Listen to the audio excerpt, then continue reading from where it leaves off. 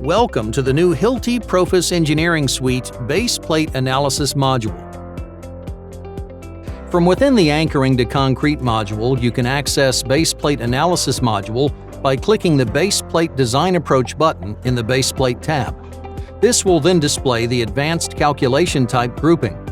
In the Calculation Type drop-down, you can choose to analyze your base plate using the assumption of rigid base plate or modeling the joint using CB-FeM. The new calculation, CB-FeM, Component-Based Finite Element Model, uses advanced structural modeling to determine the loads acting on the anchors. The base plate is modeled as shell elements with a bilinear stress-strain behavior. As the plate stress exceeds yield, the FeM module also calculates a plastic strain in the base plate and the overall deformation.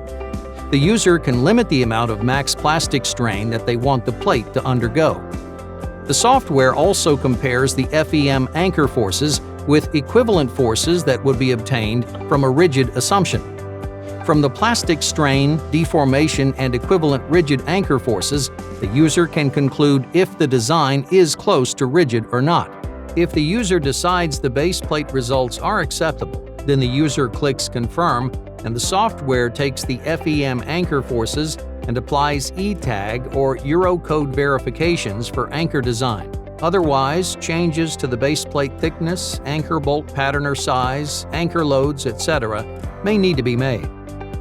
In the FeM Advanced Setting window, the user is free to change the limit of plastic strain they're comfortable with and the mesh parameters PROFIS Engineering Suite will use. Thanks for watching. We hope you found this tutorial helpful. For more information, please visit Hilti.com.